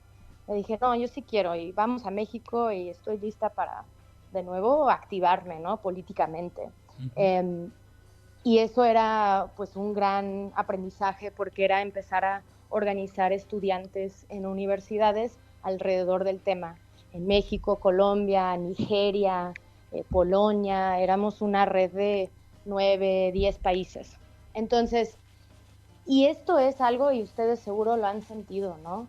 Tú entras a este tema y por un lado, entre más investigas y aprendes, y yo sigo aprendiendo todos los días, más segura estoy que estoy del lado correcto de la historia, ¿no? Y me pongo más y más extrema, ¿no? Y por otro lado, me vi recibida por un movimiento donde hay gente súper inteligente, súper comprometida, donde hay es un propósito de vida, se convierte en un propósito de vida y haces lo que puedas, ¿no? Balanceando la precariedad financiera y las consultorías y lo que necesitas para poder seguir en este tema. Y eso fue entonces como pasé por muchos trabajos con la Comisión Global, que es este grupo de expresidentes y personas de alto nivel, y entonces mucho de esa incidencia política de lo más alto, ¿no? Y después era como, no, yo quiero hacer mi propia organización, quiero tener mi propia voz, quiero proponer. Y ahí yo había hecho mucha alianza con Acción Técnica Social y Échele Cabeza en Colombia. Entonces ahí ya teníamos una hermandad y cuando decidí poner Instituto RIA, pues ahí había como un movimiento regional que ya me ubicaba, que ya nos conocía, y ahora hemos llegado a un momento donde somos una organización en RIA de 6 personas, 6 mujeres, haciendo el trabajo día a día de operar y ejecutar, y con un equipo de alrededor de 40 personas voluntarias en el servicio de análisis que tenemos, que es Checa tu Sustancia. Entonces ha sido algo donde siento que viví como la diplomacia más alta y que me interesa, y por eso voy a las Naciones Unidas, aunque no tengo fondos para hacerlo, pero voy para ñoñar y ver las resoluciones y todo eso. Y al mismo tiempo estar en la calle en México dando servicios, dando información, hablando con quien quiera hablar de estos temas, y muchos de esos son con madres y padres de familia. Y eso también es algo que sí, desde el inicio, pues siempre ha sido un tema de derechos humanos. Ha sido un tema de cómo cambiamos lo estructural. Y caminar muchos años con el movimiento de víctimas aquí en México también me formó sustancialmente, ¿no? De entender el duelo, aunque nunca voy a entender el duelo, ¿no? Pero caminar junto a personas que están experimentando el duelo más grande que puede tener una persona, que es tener un hijo, hija, ser querido desaparecido. Y en México son más de 100.000 personas. Y en México eso es tremendo. Nosotros acá tenemos una realidad distinta, pero sí agradecerte por tomarte justamente el tiempo entre esas tantas tareas para responder a esta entrevista que viene desde Argentina, de Radio Universidad de Rosario. Estabas hablando con Maricruz Moyano, que es presidenta de OPAC, Claudio Sokolsky, Agustín, quien te habla. Agradecerte muchísimo el tiempo, felicitarte por todo el trabajo y la verdad me quedo con una última que tiene que ver con siempre lo más inmediato, que es cuando vas a la convención, a la comisión, de estupefacientes y tenés estas charlas, ¿qué experiencias te despiertan hoy más interés? ¿Qué tenés ganas de estudiar mañana que sí, esto tenemos que investigarlo más? Pues estamos actualizando el estudio de regulación de cocaína y la hoja de coca, porque vemos que hay como un cambio muy claro hacia eso. Y también estamos muy interesadas y aprendiendo cada vez más de las dimensiones alrededor del género en el consumo de sustancias y proponiendo muchos nuevos modelos de atención, alternativas para mujeres en todas las etapas de la vida, pero también, por ejemplo, en el embarazo, la lactancia, la crianza. Entonces, creo que ahí es donde estamos abriendo brecha, donde no ha habido mucha investigación. Clarísimo. Me quedo también con el concepto que es reducción de daños, riesgos, y también gestión de placer. Gestión de placer. Realmente lo vemos. Bueno, hace poco vino Sofía Mayorana y Sabri Pimpinela que estuvieron en Colombia en lo que fue la última gran reunión allá de reducción de daños y nos hablaban mucho de esto de, bueno, también metamos ahí dentro de los términos gestión de placer porque es muy importante. Sí, totalmente. Qué bueno, que vaya desde América Latina al mundo. Sara Schnapp, un lujazo que nos damos en Canabitácora, este viaje de saber compartido. Sara, muchísimas gracias por tu tiempo. Esperamos, sí, un honor. 2.000 gracias, 3.000 gracias. No, muchas gracias a ustedes. Tengo ganas de ir a la Feria Canábica en octubre, entonces ojalá que lo logro para que ahí tal vez podríamos coincidir. Ojalá te tengamos por acá. Sí, totalmente. Eso. Gracias, Sara. Super. Un abrazo grande. Muchas gracias por la invitación. Buenas noches. Buenas noches. Sara Schnapp, directora del Instituto RIA, militante, te diría ya histórica, son más de 13 años ahí yendo a Viena a tocar la puerta en la CND, así se dice, la Comisión de Estupefacientes de la ONU. Un lujazo que nos dimos una vez más en Canabitácora, este viaje de saber compartido que está a punto de terminar. Ahora vamos con un pequeño tema musical y nos despedimos.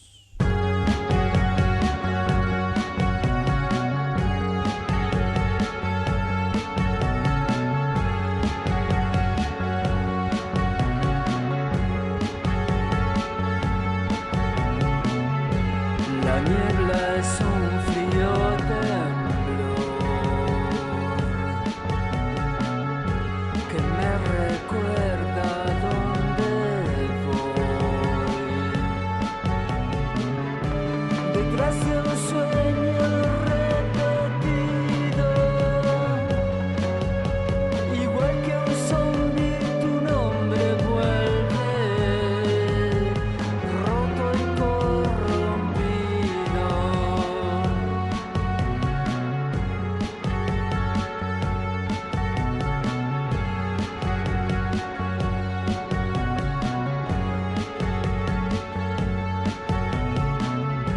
En los pantanos del amor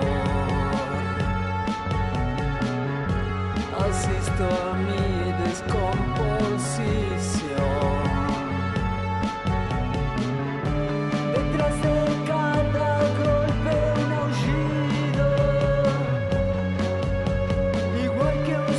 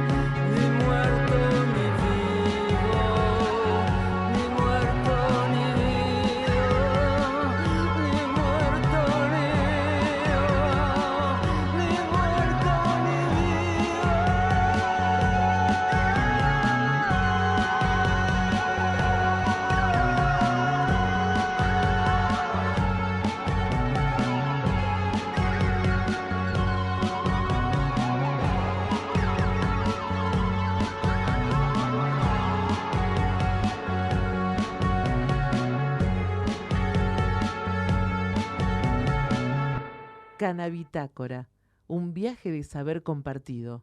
Las vacaciones todavía no terminan. Rosario sigue llena de planes infinitos para compartir en familia. El nuevo Museo de Ciencias del Complejo Astronómico, los centros culturales, los teatros, museos y el tríptico de la infancia. Las plazas siguen vibrando con propuestas al aire libre para chicos y grandes. Aprovecha hasta el 20 de julio para vivir todo lo que Rosario te propone en estas vacaciones. Consulta la programación en rosario.gov.ar. Municipalidad de Rosario.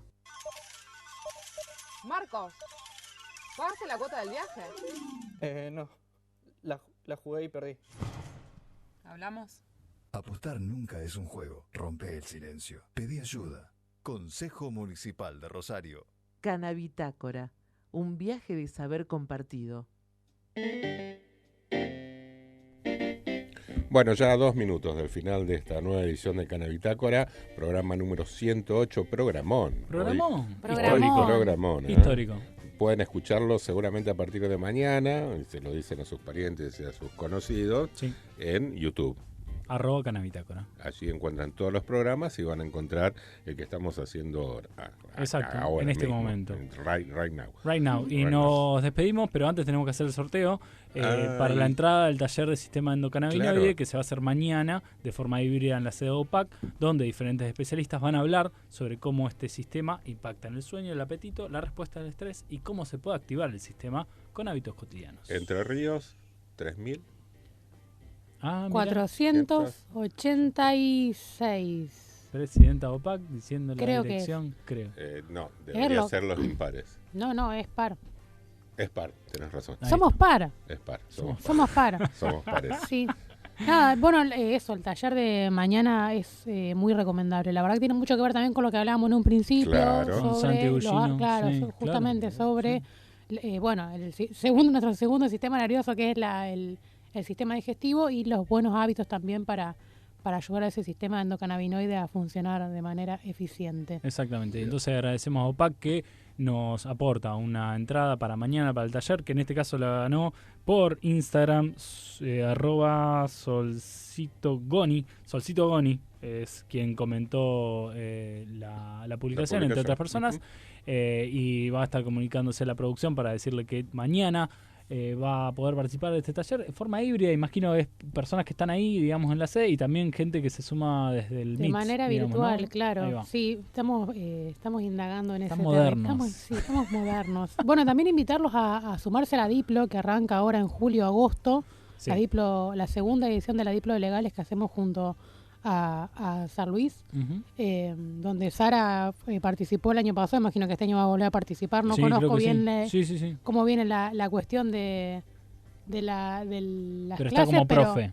Como fue profe el año pasado, así que Muy bien. bueno, Qué lujazo. invitarlos ahí a sumarse también. La semana que viene vamos a ampliar un poquitito más, y de hecho vamos a ver si podemos hacer algo para una beca o algo así. Vamos a armar Vamos a algo. mover vamos hilos. a mover algo. Vamos a mover hilos. Bien, a pesar del frío sí. ya veo Ah. movimiento Ajá. en el pasillo. Ah, claro, porque viene... Movimiento del pasillo claro. porque vino de... Porque el viento vino trajo. de conversación. Exactamente, que ya Correcto. en minutos con ustedes.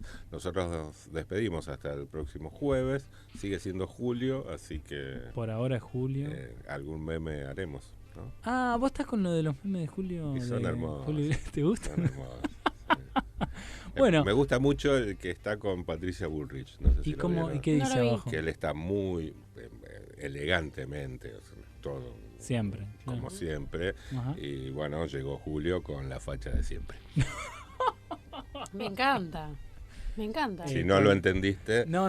míralo por Instagram. Dale. Federico Roberto Pasos. Sí, gracias. Sí. Hoy operando y musicalizando, muy bueno lo suyo. Espectacular, Creo que de ahora en adelante te voy a dejar. Así ya te encargas vos. Queda. Ahí va. Maricruz, muchísimas gracias. No, Agustín, gracias a ustedes. muchas gracias. Muy rica la torta de coco, excelente. Increíble. Gracias. Le pedí a la microbiota. Y en un programa donde hubo nutrición, de alguna Sí, manera, claro. la frutilla del postre. En este caso, el coco del postre. Vamos. Chau. Buenas noches. Estás en Radio Universidad 103.3, Radio UNR.